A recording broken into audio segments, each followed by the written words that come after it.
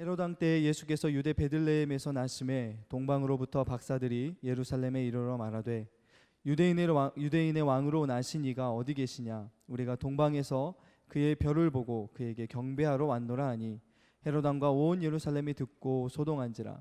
왕이 모든 대제사장과 백성의 서기관들을 모아 그리스도가 어디서 나겠느냐 물으니 이르되 유대 베들레헴이오니 이는 선지자로 이렇게 기록된 바 또 유대 땅 베들레헴아 너는 유대 고을 중에서 가장 작지 아니하도다. 내게서 한 다스리는 자가 나와서 내 백성 이스라엘의 목자가 되리라 하였음이니이다. 아멘. 예수님이 떡집에서 태어나셨다 그런 말을 들어보신 적 있습니까? 아기 예수님이 베들레헴 의양간에서 마구간 이 구유에 태어났다 그런 말씀은 들어보았지만 예수님이 떡집에서 나셨다 그런 말을 아마 잘 기억 못할 겁니다. 그런데 사실 예수님은 떡집에서 나셨습니다. 예수께서 베들레헴에 나심에 이렇게 되어 있지요. 이 베들레헴이란 말은 벳이란 말과 레헴이란 말로 된 합성어인데 이 벳이란 말은 집이라는 뜻이고 레헴은 떡이란 말입니다. 그러니까 베들레헴은 떡집 이런 뜻입니다. 예수님이 베들레헴 즉 떡집에서 나셨다는 말은 그냥 재미난 얘기가 아니라 매우 중요한 의미를 담고 있습니다. 사람은 떡, 즉 양식을 먹어야 삽니다. 우리 육신도 음식을 먹어야 살지만 우리 영혼은 더욱 영혼의 양식을 먹어야 삽니다. 사람이 떡으로만 살 것이 아니요 라는 말씀을 주님 하셨는데 그 말씀은 육신의 떡만 먹어서 되는 게 아니고 영혼의 양식을 먹어야 산다 그런 말씀을 하신 겁니다. 사람은 육신의 떡과 영혼의 떡을 함께 먹어야 사는데 이 두 가지 양식을 바로 먹으려고 하면 예수님을 우리가 바로 모셔야 합니다.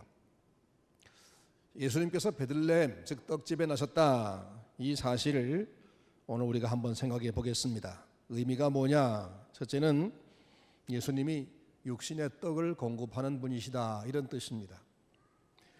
사람을 만드실 때 하나님은 양식을 먹어야만 계속 살아가는 그런 구조로 만드셨습니다.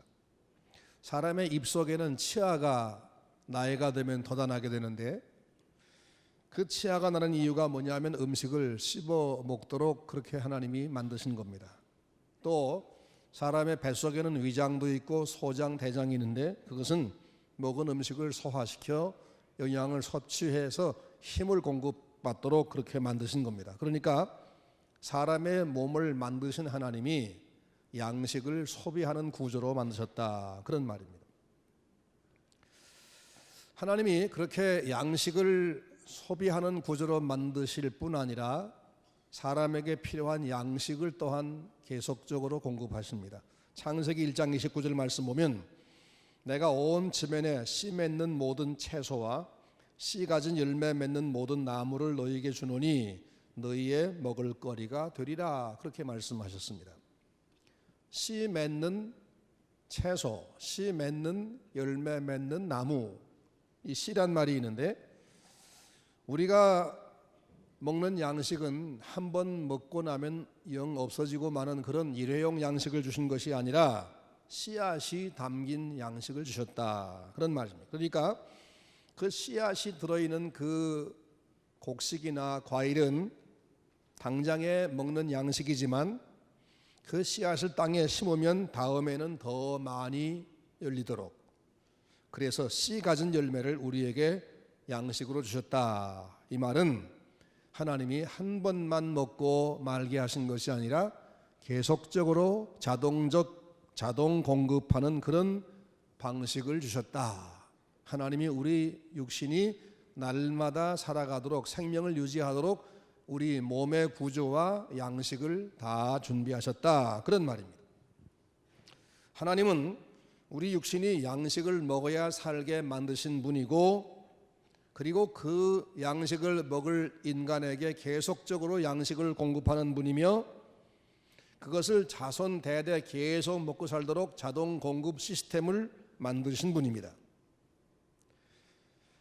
이 하나님은 평상시에만 그렇게 하신 것이 아니라 비상시에도 양식을 공급하셨습니다. 이스라엘이 애굽에서 해방되어 농사할 수 없는 광야 생활을 한 40년 한 적이 있죠. 그때 하나님은 하늘에서 만나라는 기적의 양식을 공급하셨습니다. 바로 그런 상황, 그 양식을 공급받을 수 없는 그런 위치에서 그들을 살리는 방법은 하나님에겐 두 가지 방식이 있는데, 하나는 음식을 먹지 않고도 살아가는 그런 방법을 쓸 수도 있고, 또 하나는 기적으로 음식을 만들어서 공급할 수도 있습니다. 이스라엘 백성의 옷과 신발의 경우는 한 번 신은 것이 40년 동안 떨어지지 않게 했다라고 성경에 써 있습니다. 신명기 8장 4절 말씀 보면 이 40년 동안 내 의복이 해지지 아니하였고 내 발이 부르트지 아니했느니라 라고 하신 말씀, 그게 사실입니다. 그러니까 그들의 몸을 만드신 하나님은 그들이 밥을 먹지 않고도 에너지가 생성되는 그런 기적을 나타낼 수도 있지만, 그렇게 하지 아니하고 기적으로 양식을 공급해서 그 양식을 가지고 조리해 먹게 하셨다. 우리가 보통 말하기를 사람이 먹는 재미가 없으면 뭘로 사나 그렇게 말하는데, 하나님은 광야에서 생명만 유지시킨 것이 아니라 먹는 재미까지 주셨다, 그런 얘기입니다. 그들이 비록 음식을 구할 수 없는 광야에 있었지만 먹을 양식을 주시되 먹는 재미까지 주셨다. 그러니까 하나님은 우리 육신의 양식을 책임지는 분이시다는 사실을 성경은 여러 곳에서 명확히 말씀합니다.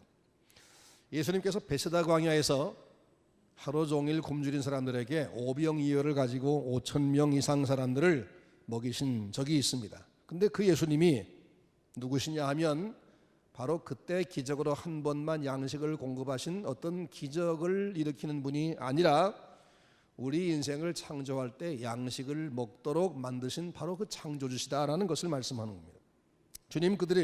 주님께서 저희들에게 기도를 가르치면서 우리에게 일용할 양식을 주옵시고라고 기도해라라고 가르쳤습니다. 그러니까 하나님이 우리에게 양식을 공급하는 분이시고, 그래서 우리는 그분에게 양식을 구해야 된다라는 사실을 말씀한 겁니다.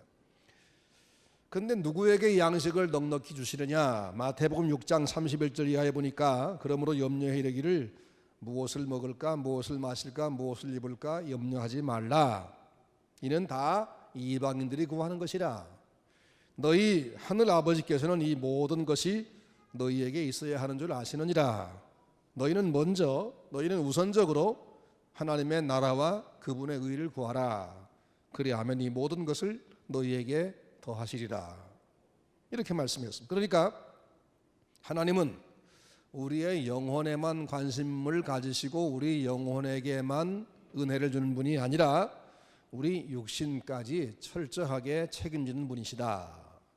우리가 그 하나님을 의지하고 그분에게 매달려 살고 그분의 말씀에 순종하면 우리의 육신 생활도 완벽하게 책임지는 분이다. 이걸 성경이 말씀하는 겁니다. 그러니까 예수님은 우리의 육신의 양식을 공급하는 분이라는 것을 증명하기 위해서 떡집에서 나신 겁니다. 둘째로 예수님은 우리 영혼의 떡을 주는 분입니다. 영혼의 떡이 뭐냐면 하나님의 말씀이죠. 예수님 말씀했습니다. 사람이 떡으로만 사는 것이 아니요 하나님의 입에서 나오는 모든 말씀으로 살 것이라 라고 말씀했습니다. 곤충이나 동물은 영혼이 없으니까 육의 양식이면 충분합니다. 하지만 사람은 영혼을 가진 하나님의 형상이기 때문에 하나님의 말씀을 영혼의 양식으로 먹어야만 사람답게 살 수 있는 겁니다. 선지자 예레미야는 하나님의 말씀을 받아 먹고 기뻐하며 즐거워했습니다. 예레미야 15장 16절 내가 주의 말씀을 얻어 먹었사오니 주의 말씀은 내게 기쁨과 내 마음의 즐거움이니이다 라고 했습니다. 다윗도 주의 말씀을 먹고 그 맛이 얼마나 맛있는지를 설명했는데 시편 19편 10절 여호와의 규례는 확실하여 다 의로우니 금 곧 많은 정금보다 더 사모할 것이며 꿀과 송이 꿀보다 더 달도다. 성경이 우리에게 영의 양식이다. 성경 말씀 보면 말세에 기근의 날이 온다고 말씀했는데 그 기근은 육신의 양식에 의한 기근이 아니고 사실은 영의 양식에 의한 기근이라고 말씀했습니다.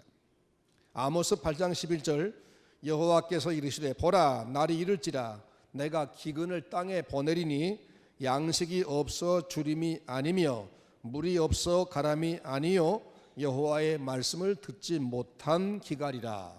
여호와의 말씀을 듣지 못한 기갈이라. 음식의 기근보다 말씀의 기근이 인간에게 훨씬 더 심각한 문제가 되리라는 말씀입니다. 이것을 아시는 예수님은 지금도 날마다 영혼의 양식인 하나님의 말씀을 공급해 주십니다. 다만 우리가 이 영의 양식을 육신의 양식보다 못한 것으로 취급하고 말씀을 먹는데 정신을 쏟지 아니하고 다른 데 물질, 명예, 권세 여기에만 마음을 쏟기 때문에 영적 기갈을 당하는 겁니다.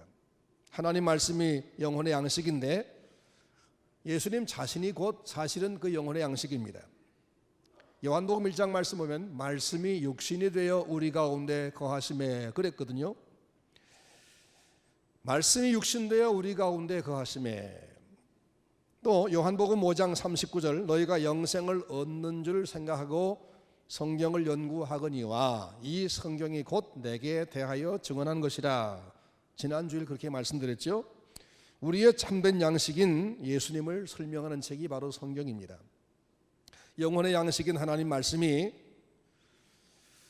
우리처럼 인간의 몸을 입고 세상에 오셔서 우리와 함께 살아주신 그분이 바로 예수님. 바로 그분이 이 땅에 우리와 같이 되어서 우리를 도와주기 위해서 오신 날이 바로 성탄절입니다. 참 신비하고 놀라운 일입니다. 하나님이신 그분이, 우리 영의 양식이신 그분이 우리처럼 되어서 우리 곁으로 오신 일. 그러게 우리는 이 예수님의 말씀을 최고의 양식으로 삼아야 합니다. 말씀을 사모하지 않으면 영혼의 기갈을 당할 수밖에 없고 몸이 건강하고 돈을 많이 가지고 세상의 명예를 손에 쥐었다 해도 인생의 목적을 찾지 못하고 진정한 만족 얻지 못해서 늘 기갈할 수밖에 없고 위기를 당할 때 힘을 발휘 못하고 쓰러지고 만다는 것입니다. 우린 그래서 영의 양식 먹어야 되고 예수님이 떡집에서 나신 이유는 내가 바로 너의 영의 양식이다. 이것을 암시하기 위한 겁니다. 세 번째는 예수님 우리에게 영생하도록 하는 영혼의 영생의 양식이 되어 주신 분입니다. 중국의 진시황은 죽지 않고 오래 살기 위해서 불로초 불사약을 구했다는데 결국은 얻지 못했고 죽었습니다. 근데 하나님은 우리가 영원히 살 수 있는 영생의 양식을 주셨습니다. 바로 그 영생의 양식이 예수님의 살과 피입니다. 이스라엘의 유월절은 이스라엘이 애굽에서 노예 생활에서 독립된 날입니다. 해방된 기념입니다. 근데 그들이 독립투쟁을 해서 그 결과로 해방 얻은 것이 아닙니다. 하나님께서 가르쳐 주신 대로 집집마다 양 한 마리씩 잡아서 그 피를 문에 바르고 그 고기를 구워서 먹고 있는 중인데 애굽 사람들의 가정에 장자가 다 죽었습니다. 피를 바르지 않은 것 때문입니다. 그래서 그들이 깜짝 놀래가지고 이러다간 다 망하겠다. 그래서 그들이 자기네 보물들을 싸가지고 달려와서 당장 이걸 가지고 이 밤에 제발 떠나다오. 그렇게 등을 떠밀어서 그날 밤 얼떨결에 해방받은 날이 유월절입니다. 그날 사람을 살고 죽게 하는 것은 영의 양식, 예수님의 상징인 어린 양의 피였습니다. 어린 양의 피가 있고 없고 따라서 살고 죽었습니다. 그 밤에 유대인들을 죽을 때서 살려내고 해방시켜준 피를 쏟고 죽은 그 어린 양, 유월절 어린 양, 바로 그것은 하나님의 어린 양이신 예수님, 우리를 위해서 당신의 살이 찢기고 피를 쏟고 죽으실 예수님의 상징이었습니다.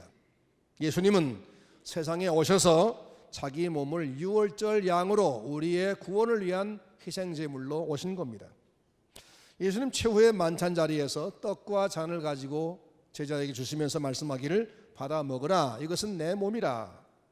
너희가 다 이것을 마셔라.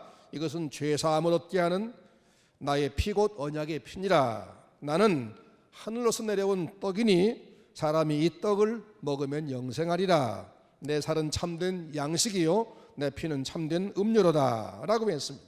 예수님은 자기 몸을 우리의 영생 양식으로 제공하려고 오셨기 때문에 그것을 알려주기 위해서 떡집에서 나신 겁니다. 오늘은 아기 예수께서 베들레헴 즉 떡집에서 나셨다는 사실을 세 가지로 생각했습니다.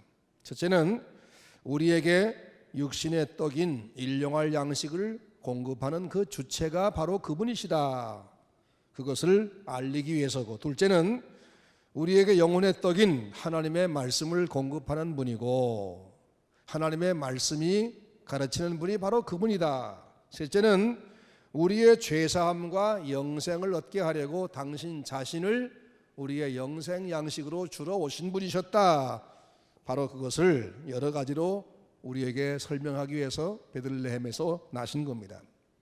하나님이 하시는 일은 모두가 다 재미도 있고 의미도 있습니다. 예수님은 육신의 양식을 주는 분 아니라 부는 분만 아니라 영혼의 양식 그리고 영생 양식입니다.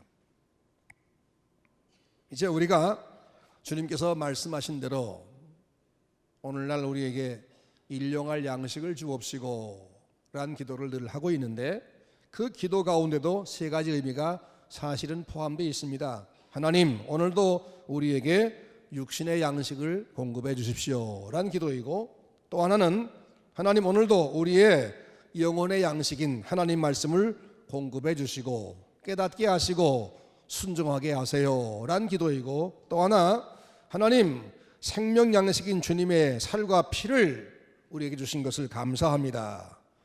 음식을 먹듯이 주님을 내 안에 깊숙이 늘 모시게 해주세요. 이런 기도인 것입니다. 예수님은 우리 영육 모든 삶에 없어서 안 될 양식을 공급하는 분이십니다.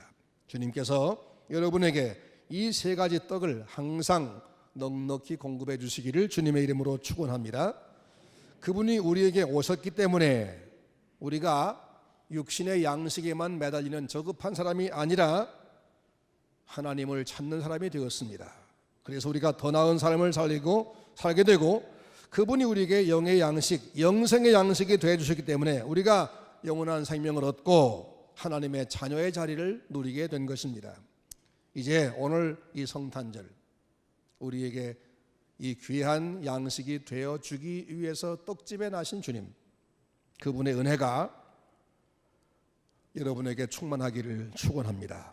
이 놀라운 은혜가 예수님께서 육신을 입고 이 땅에 오심으로써 이루어졌고 당신의 생명을 우리 양식으로 주기 위해서 내주셨기 때문에 이루어졌고 그분이 떡집이란 동네에 오셨기 때문에 더 잘 이해하게 됐습니다. 떡집에서 나신 주님의 은혜가 그리고 그분이 주신 영생의 축복이 여러분에게 풍성하시기를 바랍니다. 그리고 그분께 마음껏 찬양하며 마음껏 감사하는 그런 귀한 시간이 되시기를 바랍니다. 오늘 이제 우리 연합찬양대가 메시아 핸델의 메시아 오라토리오를 연주할 터인데 저는 이 오늘 연주가 네 가지 의미가 있다고 생각했습니다. 첫째는 우리를 죄와 사망에서 구원해 의와 공평으로 다스리고 영생의 나라에 인도하기 위해서 오신 우리 주님께 감사하는 찬양. 첫째는 주님께 대한 감사의 찬양. 둘째는 지나간 한 해를 지나도록 은혜로 인도하신 주님의 은혜에 대한 감사의 고백. 셋째는 지난날의 혼란에서 우리 교회가 벗어나서 안정을 이제 회복했다, 그런 평화의 선언. 넷째는 우리 교회의 완전한 회복과 부흥을 위한 전진의 나팔 소리가 될 것이다, 이렇게 생각합니다. 오늘 이 성탄절에 여러분이 마음속에서 하나님을 향한 찬송이 가득 차고 또 우리 연합성가대가 찬양하는 찬양을 통해서 이 네 가지의 선포가 이루어지기를 주의 이름으로 축원합니다.